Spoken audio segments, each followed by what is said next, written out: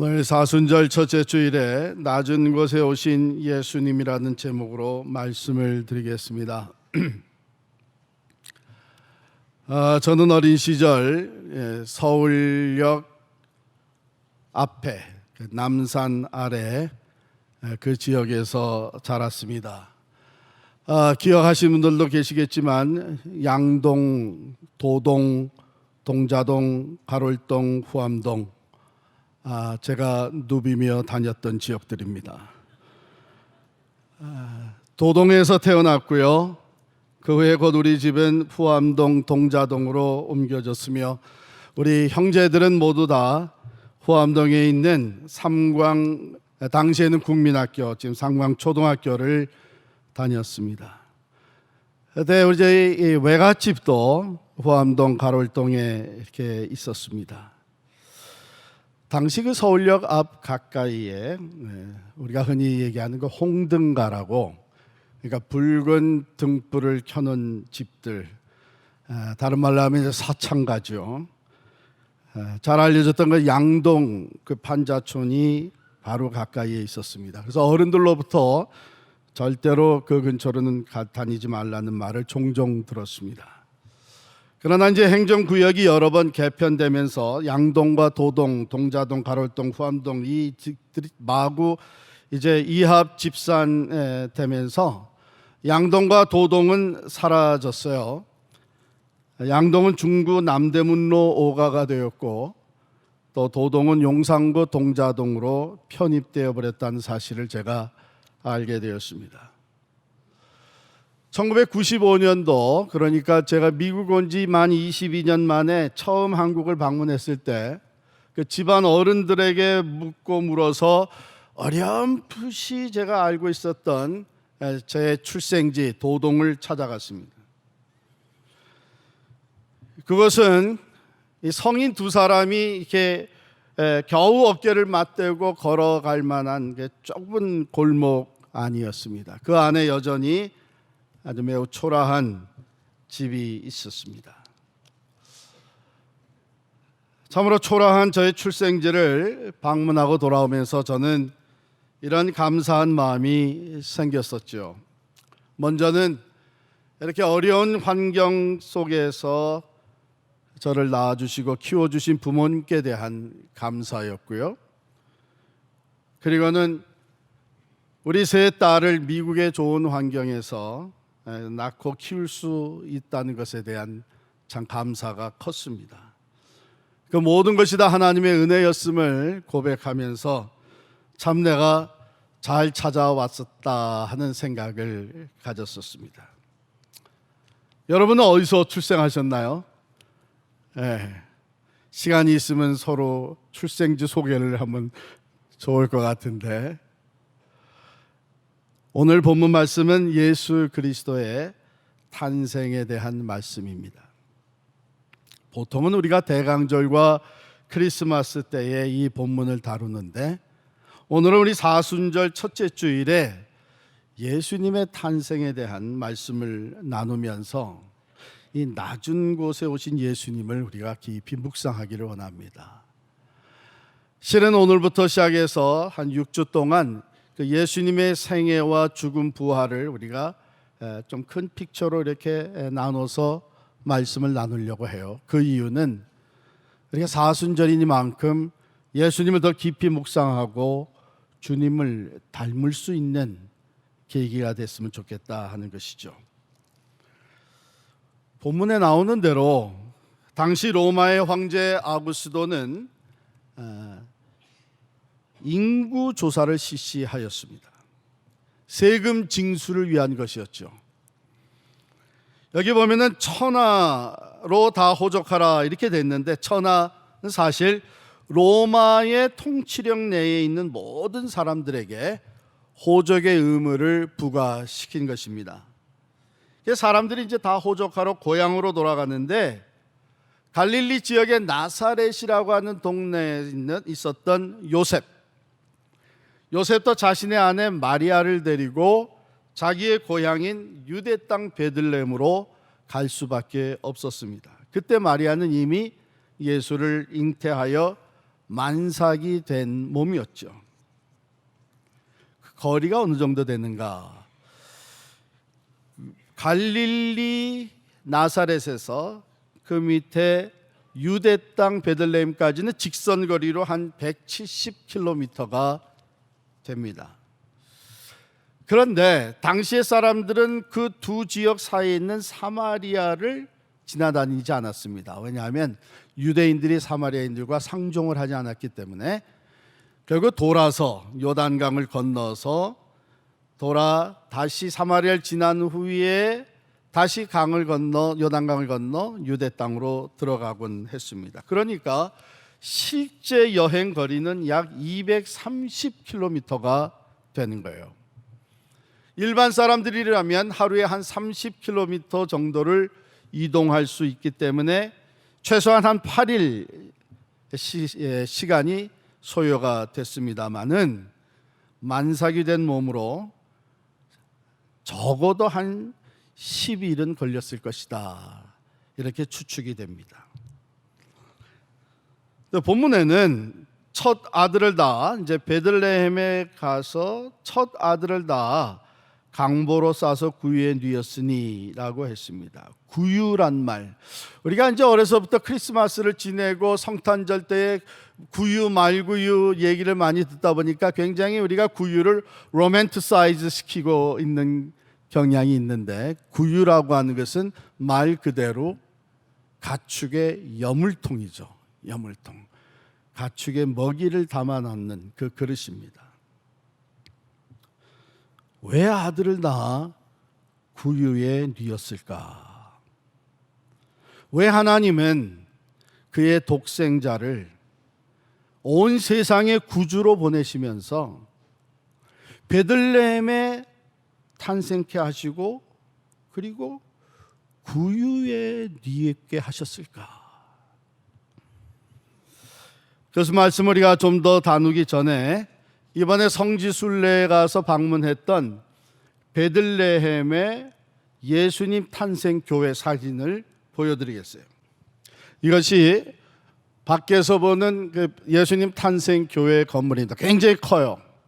높고, 이 안에 들어가면 교회 내부가 굉장히 화려합니다. 크고요. 그 양쪽에 기둥으로 쭉 세웠어요. 지금 공사 중이기 때문에 조금 이게 약간 지저분한 모습이 있습니다. 그런데 이 밖에서 안으로 들어가기 위해서 이 광장에서 줄을 서 가지고 들어갔는데요. 그 입구가 희한해요. 저렇게 큰 건물로 들어갔는데 입구는 저렇게 조그만 문 하나이면, 그래서 줄 서서 절로 다 머리를 숙이고 들어갑니다. 저도 이렇게 머리를 숙이고 들어갔어요. 제가 큰 키가 아닌데 이렇게 들어갔습니다. 들어가서는 또 예수님이 탄생하셨다는 그 지역으로 지하실로 내려갔는데 더 이렇게 좁은 문으로 저희들이 지하실로 내려가게 됐습니다. 그리고 여기가 예수님 탄생하셨던 것일 것이다 하는 그곳에 이렇게 돌을 이렇게 쭉 장식을 해놨는데 거기에 이렇게 손을 대볼 수 있게 됐어요. 그래서 제가 무릎을 꿇고 그 자리에 손을 대는데 이렇게 사진을 찍어 주셨어요. 아주 사진 기술이 퍽 좋습니다. 모델은 더 좋고요. 이러고 이제 나오면서 모든 사람이 생각을 할 수밖에 없었죠. 저렇게 큰 건물에 들어가고 화려한 예배당을 구경을 하는데 고개를 다 숙이고 들어가게 만들었다는 겁니다. 그 밑으로 더 내려가게 만들었고, 내려갈 때도 다시 더 고개를 숙이고, 그 예수님이 탄생하셨다는 그것을 만져보기 위해서는 무릎을 꿇게 만들었습니다. 한마디로 얘기하면 낮은 곳에 오신 예수님, 그 예수님을 경배하는 자들의 마음은 낮아지고 겸손해져야 된다는 바로 이 메시지를 전하고 있는 것입니다. 그런데 왜 말구유냐? 말구유. 마치 우리가 본문을 척 읽게 되면 그거야 여관에 있을 곳이 없으니까 갑작스럽게 들이닥친 일인데 갑작스럽게 해산을 하게 됐는데 여관에 자리가 없으니까 강보로 싸서 구유에 누였던 것이 아니냐. 그렇게 생각하기엔 예수님의 탄생이라고 하는 것은 너무나 오랜 시간 동안 준비되어져 왔던 것입니다. 하나님은 몇백 년 동안 예수님의 탄생을 준비하는 시간을 가지셨어요. 적어도 700년 전에 구약의 미가 선지자를 통해서 메시아가 베들레헴에 탄생할 것을 예언케 하셨습니다. 미가 5장 2절에 보면 베들레헴 에브라다야 너는 유다 족속 중에 작을지라도 이스라엘을 다스릴 자가 네게서 네게로 나올 것이라. 그의 근본은 상고에 영원히 있느니라. 즉 적어도 하나님은 700년 전, 아니 훨씬 그 전부터 성육신의 사건을 구체적으로 계획해 오셨습니다. 그리하여 하나님의 아들이 이 땅에 육신이 입고 태어날 때에는 그 정해진 시간에 right time, at the right place, in the right way, 정해진 장소에 정해진 방법대로 이 세상에 탄생하도록 완벽하게 계획하실 수 있는 시간을 가지셨던 것입니다. 갑자기 일어난 사건이 아닙니다. 가령 하나님이 원하셨다면 얼마든지 그렇게 그 어려운 여행하지 않게 베들레헴에 살고 있는 신실한 한 여인과 다윗의 혈통의 남자를 찾아서 그 예언대로 베들레헴에서 아들을 낳게 할 수 있었습니다. 하지만 하나님은 베들레헴이 아니라 그곳에서부터 멀리 떨어진 나사렛에 살던 마리아와 요셉을 택하셨습니다. 탄생이 예언되었던 그곳 베들레헴에서부터 멀리 떨어진 동네에서 잉태를 하게 만드셨습니다. 그리고 그 예언의 성취를 위해서 베들레헴에서 탄생하셔야 되기 때문에 베들레헴으로 옮기게 하는 일도 사실은 집안의 갑작스러운 급한 일이라든지 가까운 친지의 장례라든지 뭐 이런 퍼스널한 일로 얼마든지 베들레헴으로 가게 만들 수 있었을 것입니다. 그러나 하나님 그렇게 하지 않았고 로마 제국의 인구조사라는, 즉 당시 세상에서 가장 큰 권력자인 로마 황제를 움직여서 그의 통치령에 모든 사람들이 고향으로 돌아가 호적을 하게 만들었습니다. 만삭이 된 여인을 나사렛에서 베들레헴으로 옮겨놓기 위해 거대한 제국을 움직이신 하나님이라면 베들레헴의 출산에 필요한 좋은 게스트룸 하나 정도는 얼마든지 준비해 놓으실 수 있지 않았겠습니까? 당신의 아들을 위해서 편안한 침대를 얼마든지 준비해 놓을 수 있지 않았겠습니까? 어쩌면 그것은 전국적으로 인구 조사를 하게 만드는 것보다 훨씬 쉬운 일이 아니었겠습니까? 그러나 아기 예수께서 말구유 염을 통해 누이게 된 것은 바로 그것이 하나님께서 준비하신 정확한 장소였기 때문에. 왜요? 우리가 그 다음에 나오는 말씀을 보면 먼저 이 말구유는 표적이 되었습니다. 사인이었습니다. 예수님이 탄생하시자 천사들이 하늘에서 메시지를 전합니다. 누구에게요? 들에서 양을 치던 목자들에게 메시지를 전하는데 그 메시지는요, 참으로 믿기 어려운 메시지였어요.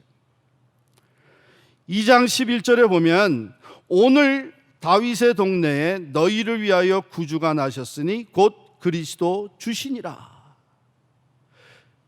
이 메시지에 세 가지 타이틀이 들어가 있는데 The Savior, The Christ, and the Lord. 구주가 나셨고 그리스도시고 주시니라. 여러분, 일상생활 반복되는 가운데 들에서 양을 치던 목자들이 갑자기 천사가 나타난 것도 참으로 희한한 일인데, 믿어지지 않는 상황인데 거기서 들려온 메시지가 오늘 구세주가 나셨다. 오늘 약속된 메시아 그리스도가 탄생했다. 오늘 만유의 주가 나셨다. 이거를 쉽게 믿을 수 있었겠어요? 그래서 12절에 보면 천사들이 그들께 얘기합니다. 너희가 가서 강보에 쌓여 구유에 누워 있는 아기를 보리니 이것이 너희에게 표적이니라. 강보에 쌓인 아기, 그건 표적이 아닙니다. 왜냐하면 그 당시에 태어난 아기들은 누구나 다 강보에 쌓았습니다. 그러므로 강보는 표적이 될 수 없습니다. 표적은 구유입니다. The manger is the sign. 여러분, 세상에 누가 아기를 낳아서 그 귀한 아기를 여물통에 누이겠습니까? 목자들은 이 얘기를 듣고 의아할 수밖에 없었을 거예요. 자기들의 귀를 의심할 수밖에 없었어요. 아기를 낳아서 여물통에 놓을 사람이 없는데, 그것도 구세주가 Savior and the Christ and the Lord, 그분을 낳아서 여물통에 놓는다고? 귀를 의심할 수밖에 없습니다. 대적과 원수로부터 구원하시는 구원자, 하나님의 모든 언약의 성취자로 오시는 메시아 그리스도, 그리고 천사들이 한 것처럼 주의 사자가 곁에 서고 주의 영광이 그들을 두루 비치매 그 주님, 그 The Lord, 그가 탄생을 하는데 여물통에 그를 누였다.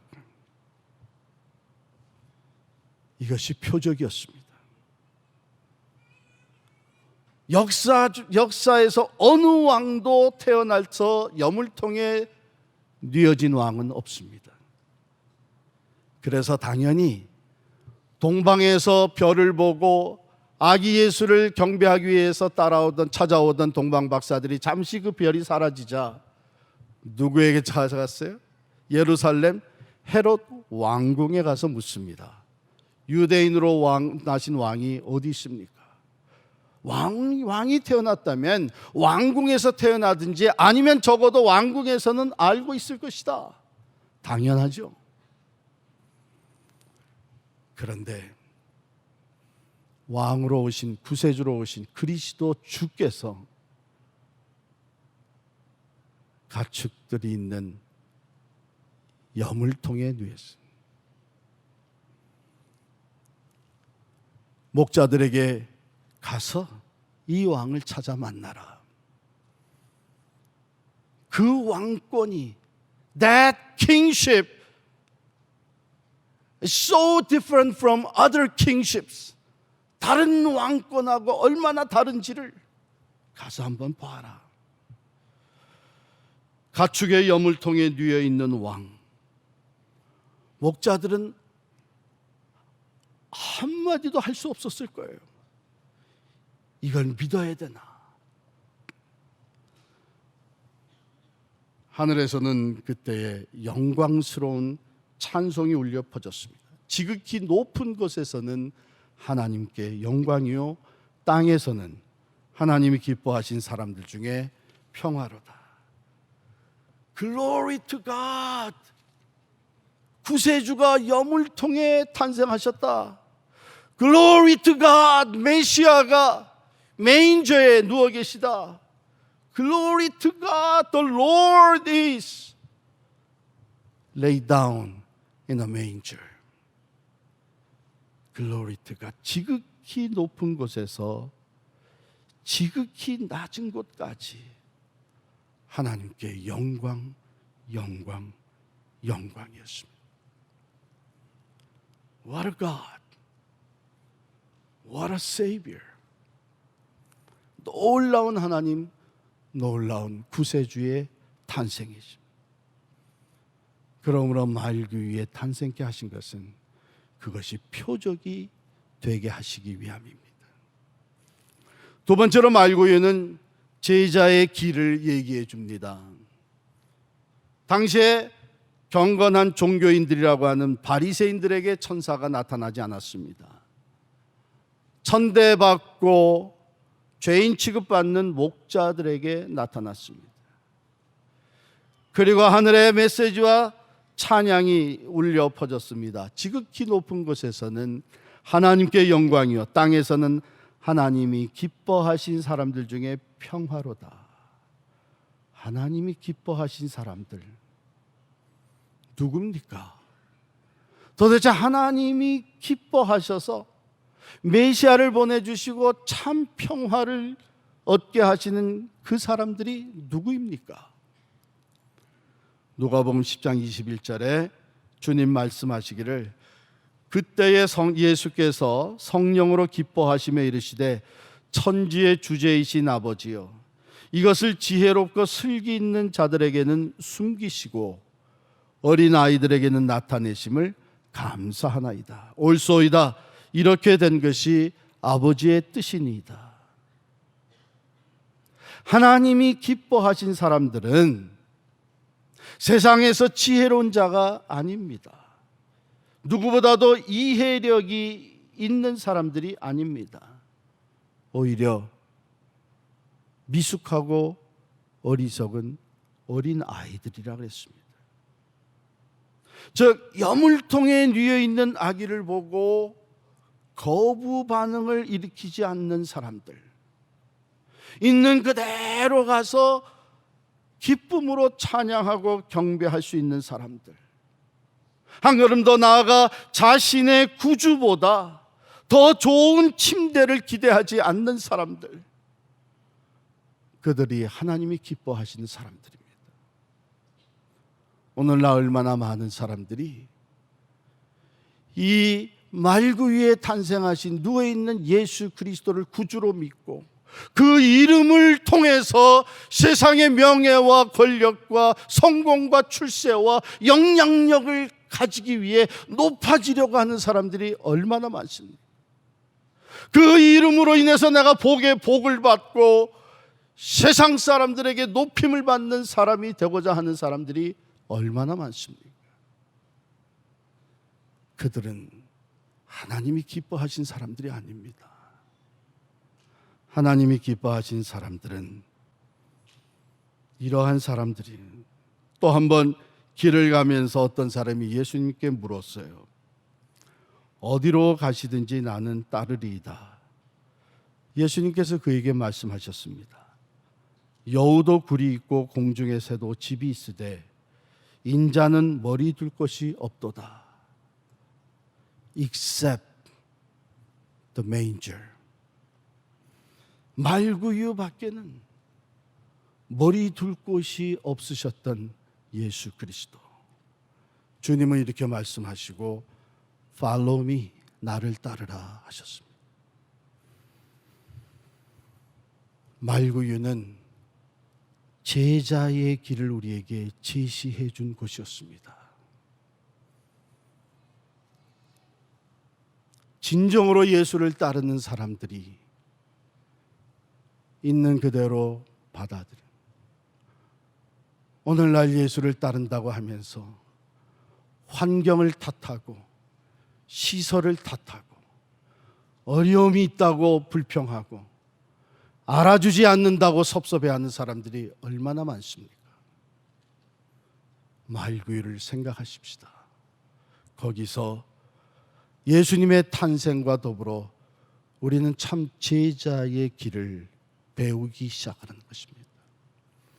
세 번째로 말구유는 갈보리를 향한 첫 걸음이었습니다. 인간의 몸을 입고 낮은 곳에 찾아오신 예수님, 그 다음부터는 높아지고 높아지는 분이 아니셨고 낮은 곳에 탄생하신 그것은 시작일 뿐 그 이후 더 낮은 곳으로 내려가십니다. 사람들과 같이 되신 그분께서 이제는 종의 형체를 가지고 사람들을 섬겨주시고, 사람들을 섬겨주시되 종들 중에서도 가장 낮은 종의 위치인 다른 사람의 발을 씻어주는 종의 자리에까지 내려가셨고, 그리고는 더 낮은 곳으로 내려가시사 죄값을 치르는 십자가에까지 내려가셨습니다. 그러므로 말구유는 갈보리를 향한 첫 발걸음이셨습니다. 오늘 얼마나 많은 사람들이 말구유, 베들레헴 말구유에 탄생하신 예수를 믿음으로 말미암아 이제 내가 높아지고 성공하고 출세할 것을 기대하면서 신앙생활을 합니까? 어찌 보면 그거는 매우 이율배반적인 신앙이에요. 왜요? 예수님의 말구유는 갈보리를 향한, 갈보리로 내려가는 첫 발걸음이셨습니다. 사도 바울은 그것을 이렇게 정리해 줍니다. 빌립보서 2장 5절부터 보면, 그는 근본 하나님의 본체시나 하나님과 동등됨을 취할 것으로 여기지 아니하시고 오히려 자기를 비워 종의 형체를 가지사 사람들과 같이 되셨고, 사람의 모양으로 나타나사 자기를 낮추시고 죽기까지 복종하셨으니 곧 십자가에 죽으심이라. 그렇게 낮은 곳에 탄생하시고 계속 낮아지시고 낮아지셔서 십자가에서 구원을 이루셨습니다. 그 모든 하나님의 약속의 말씀을 성취하시는 메시아 역할을 감당하셨습니다. 그렇게 온 세상을 다스리시는 Lord, 주가 되셨습니다. 영원하신 하나님, 그 하나님과 동등하신 성자 예수께서 염을 통해 오시고, 그리고 십자가에서 고난을 받으심으로 참 구주와 메시아와 또한 주가 되신 것입니다. 그분은 우리를 향해 이렇게 말씀하십니다. 누가복음 14장 33절에 보면, 이와 같이 너희 중에 누구든지 자기의 모든 소유를 버리지 아니하면 능히 내 제자가 되지 못하리라. 예수의 제자가 되는 것, 그 길은 낮은 곳입니다. 거친 길입니다. 그러나 그 주님과 함께 그 길을 가는 것보다 더 큰 기쁨은 없습니다. 왜냐하면 그 길은 생명의 길이기, 은혜와 진리가 충만한 길이기 때문이지요. 하나님의 영광을 보게 되는 길이기 때문입니다. 사도 요한은 이 성육신의 사건을 요한복음 1장 14절에 이렇게 기록을 합니다. 말씀이 육신이 되어 우리 가운데 거하심에 우리가 그의 영광을 보니 아버지의 독생자의 영광이요 은혜와 진리가 충만하더라. 우리가 다 그의 충만한 데서 받으니 은혜 위에 은혜로라. 본래 하나님을 본 사람이 없으되 아버지 품속에 있는 독생하신 하나님이 나타내셨느니라. 어떻게? 말구 위에 탄생하시고, 그것이 낮아지는 첫걸음이 되셔서 낮아지시고 낮아지심으로 그 섬김을 통해, 그리고 십자가에까지 낮아져서 온 인류의 죄값을 치르시는 그 희생과 죽음을 통해 독생하신 하나님이 나타내 보여졌습니다. 낮은 곳에 오신 예수님은 여러분과 저의 삶에 낮은 곳에까지 찾아오시지 않았습니까? 죄인된 우리들, 그 자리에, 죄로 말미암아 하나님과 원수된 그 자리에, 죄로 인하여 심판과 죽음에 처한 그 낮은 자리에 주님이 우리를 찾아오셨습니다. 그 은혜와 사랑 때문에 우리가 어둠에서 빛으로, 사망에서 생명으로 나오게 되었고, 하나님과 원수되었던 우리들이 하나님의 자녀가 되는 권세를 얻게 되었습니다. 그 주님은 나를 따라오라고 말씀하십니다. 낮은 곳으로, 우리가 처했던 낮은 곳에 오신 예수를 본받아 우리 또한 낮은 곳에 내려간다고 하는 것은 무엇을 의미합니까? 어쩌면 우리들은 이런 말씀을 들을 때 곧잘 홈레스 피플을 생각할 수 있겠죠. 가난한 사람들, 버려진 사람들, 소외된 사람들, 예수를 알지 못하고 아직 죄와 죽음 가운데 처한 영혼들, 그래서 나가서 전도하고 그들을 사랑으로 섬기고 필요하다면 내가 해외까지 가서 선교하는 것이 낮은 곳에 내려간다고 생각하시고, 맞습니다. 그러나 우리가 그렇게까지 하지 않아도 이미 우리가 살아가는 삶의 영역에는 낮은 곳들이 즐비하게 있습니다. 가족들이 같이 모입니다. 친척들이 모입니다. 잘 나가는 친척들은 쑥쑥 나타납니다. 어려워진 친척들은 친척들 모임에 가는 것도 부담스러워지고 꺼려합니다. 그들이 있는 자리, 낮은 곳입니다. 우리가 일하는 일터에 다 같이 일을 하는 것 같지만 낮은 곳에 있는 동료들이 얼마든지 있습니다. 가정의 어려움 때문에, 자녀들 문제 때문에, 어쩌면 신분 문제 때문에 낮은 곳에 있는 동료들이 높아지려고만 하는 사람들 사이에서 소외되고 외톨이가 된 사람들, 심지어는 자기의 문제조차 얘기하기를 꺼려하는 사람들. 왜요? 약점을 보이게 되면 내가 무시를 당하거나 내가 승진하는데 문제가 생길 수 있다고 생각하기 때문에. 여러분, 그런 자리가 낮은 자리 아니겠습니까? 교회에도 낮은 곳이 있습니다. 우리가 예배를 마치고 친교실에 가게 되면 종종 끼리끼리 모입니다. 오래 같이 이 교회를 섬겨온 사람들, 같이 직분을 맡아 섬기는 사람들.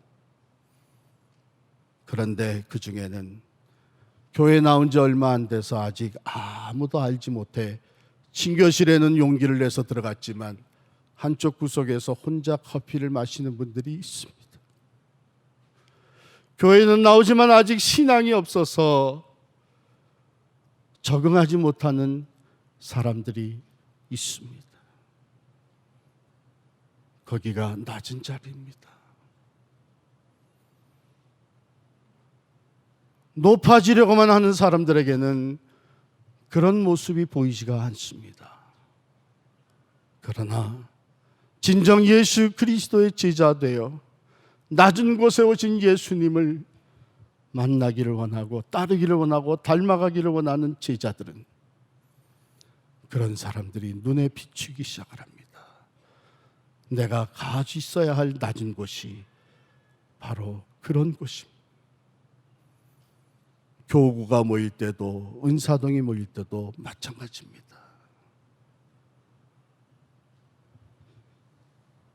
이 사순절 동안 우리는 그 낮은 곳으로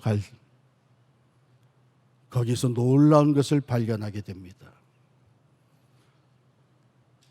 나날이 반복되는 습관적인 신앙생활에서는 개인적으로 체험할 수 없었던 예수님과의 만남이 그곳에서 이루어집니다. 왜요? 주님은 낮은 곳에 먼저 가시기 때문입니다. 어두운 세상에 살면서 하나님의 영광을 보게 된 것이 바로 그 낮은 자리라고 말씀하셨습니다.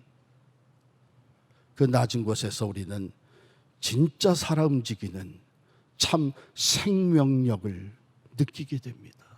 왜? 그 생명이 예수로부터 나오기 때문입니다. 이 사순절에 우리가 살아가는 이 세상은 몽땅 높아지려고만 하는 이 세대 가운데 사랑하는 성도 여러분, 주님이 가신 그 낮은 곳에 우리도 가 있기를 원합니다. 진정 예수님을 만나고 예수님을 배우고 예수님을 닮아갈 수 있는 자리가 바로 그 낮은 자리인 것을 기억하면서 이 사순절 주님과의 깊은 만남이 이루어지는 여러분과 저의 삶이 될 수 있기를 간절히 축원합니다. 기도하겠습니다.